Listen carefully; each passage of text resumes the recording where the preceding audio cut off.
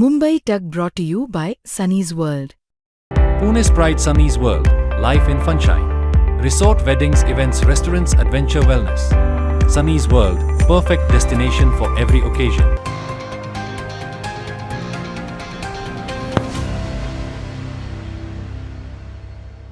Social मीडियावर प्रचंड धुमाकूळ घालणाऱ्या कॉकरोच जनता पार्टीचं कनेक्शन आम आदमी पक्षासोबत जोडलं जातंय.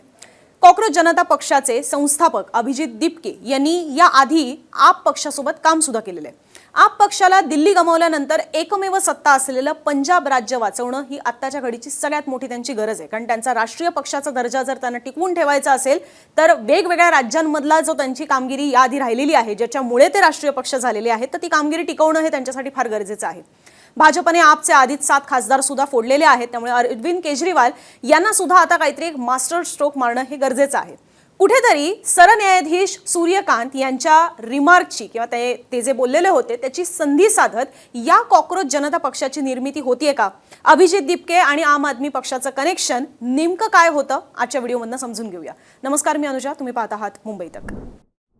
कोणत्याही राजकीय पक्षाला निवडणुकीच्या रिंगणात उतरायचं असेल तर आधी त्या पक्षाची नोंदणी ही केंद्रीय निवडणूक आयोगाकडे करावी लागते. त्यानंतरच तुम्हाला निवडणुकीमध्ये लढण्यासाठीचं जे चिन्ह असतं ते मिळतं. मात्र अभिजित दीपके यांनी अजून तरी असा कोणताही निर्णय घेतलेला नाहीये. त्यामुळे कॉकरोच जनता नंतरचं जे पार्टी किंवा पक्ष आहे हे केवळ सोशल मीडिया पुरताच मर्यादित आहे. पण याच सोशल मीडिया थ्रू किंवा त्या अकाउंट्सने वातावरण निर्मिती मात्र नक्कीच होऊ शकते. आता ही वातावरण निर्मिती होताना दीपके किंवा जी कॉकरोच जनता पक्ष आहे त्यांचे अधिकृत हँडल्स हे जर आपण पाहिले तर त्याच्यावरनं आपल्याला भाजप विरोधातच पोस्ट टाकलेल्या या पाहायला मिळतात. मग ही वातावरण निर्मिती भाजप विरोधात करून कोणत्या एका विशिष्ट पक्षाला फायदा पोहोचवण्याचा हा प्रयत्न आहे का, असा सूर हा आता सोशल मीडियावर उमटायला लागलेला आहे. अनेक जण त्याबद्दल बोलतात. भाजप विरोधातल्या पक्षाचा फायदा म्हटल्यानंतर आपल्यासमोर विरोधी पक्षांमधले अनेक पक्षांची नावं येऊ शकतात.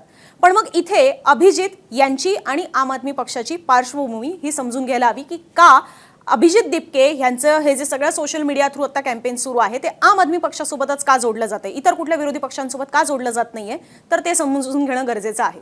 योगायोगाने दीपकेंची आत्ताची चळवळ ही सुद्धा सोशल मीडियावरच सुरू आहे आणि आम आदमी पक्षामध्येही त्यांनी पक्षाच्या सोशल मीडियासाठीच काम केलेलं आहे.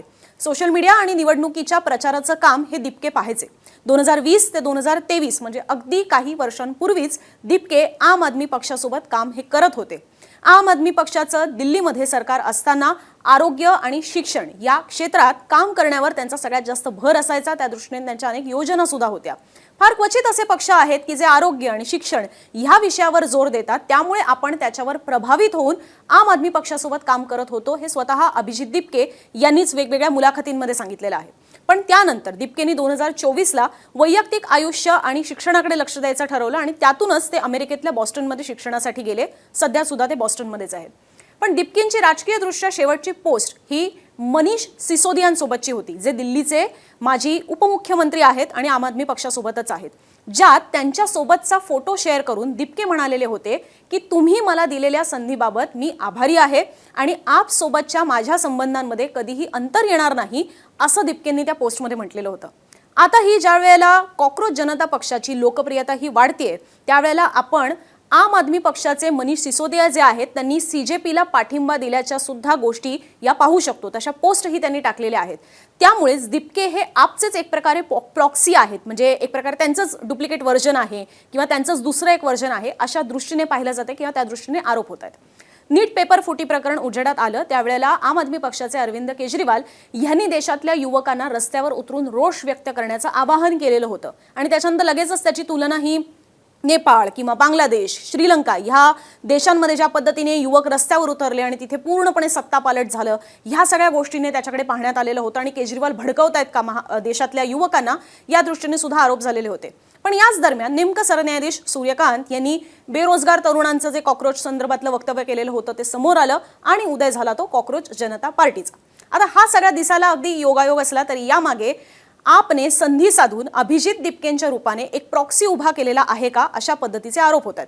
ह्याच आरोपांवरून काहींनी दीपकेंना कॉक्रोच जनता पक्ष हा आम्ही आता अनफॉलो करायला सुरुवात केलेली आहे आणि त्यांचे आपसोबतचे संबंध असल्याने आम्ही अनफॉलो करतोय अशाही लोक बोलायला लागलेली आहेत. तसे ट्विटर असेल किंवा इंस्टाग्रामवर असेल, तसं सोशल इन्फ्लुएन्सर्स जे असतात तेही रील्स मार्फत ही सगळी माहिती शेअर करतायत. खूप लोक ट्विट्स मार्फत सुद्धा ही माहिती देत आहेत. आता या सगळ्यामध्ये काही गोष्टी स्पष्ट आहेत. अभिजित इतके आपसोबत जोडले होते का? तर हो. आपची विचारसरणी किंवा आपची कामाची जी पद्धत आहे ती त्यांना पटत होती का? तर हो. आप पक्ष भाजपसमोर कमजोर झालाय का? तर हो. मग आता ही दीपकेंच्या मागे आपच आहे का? तर याचं मात्र ठोस उत्तर देता येणार नाही, कारण तसे कोणतेच पुरावे हे अजून समोर आलेले नाहीयेत. त्यामुळे आम आदमी पक्ष आणि अभिजित दीपके यांचं कनेक्शन आपण जोडू शकतो, कारण ते वास्तवात घडलेलं सुद्धा आहे, त्यांनी एकत्र काम केलेलं आहे. पण आत्ता सुद्धा ते त्याच दृष्टीने काम करतायत का, हे मात्र दीपकेंनी फेटाळून लावलेलं आहे. आम आदमी पक्षाची सत्ता ही दिल्ली आणि पंजाब या 2 राज्यात होती.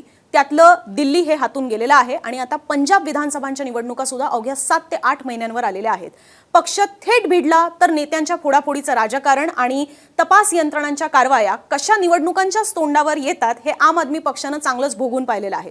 अशात वातावरण निर्मितीसाठी हा थर्ड पार्टी सपोर्ट उभा केला जात आहे का, अशी चर्चा सुरू झालेली आहे. तुम्हाला या सगळ्या संदर्भात काय वाटतं? तुमच्या प्रतिक्रिया कॉमेंट बॉक्समध्ये आमच्यापर्यंत नक्की पोहोचवा. आणि अभिजित दीपके यांची मुंबई तकने मुलाखत घेतलेली आहे, तीही तुम्हाला मुंबई तकच्या यूट्यूब चॅनलवर लाईव्ह सेक्शनमध्ये पाहता येतील.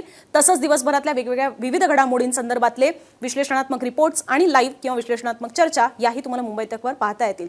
तुम्ही मुंबई तकसोबत असेच जोडलेले राहा आणि मुंबई तकच्या यूट्यूब चॅनलसह मुंबईतक.in आमची वेबसाईट आहे, त्यालाही नक्की भेट द्या.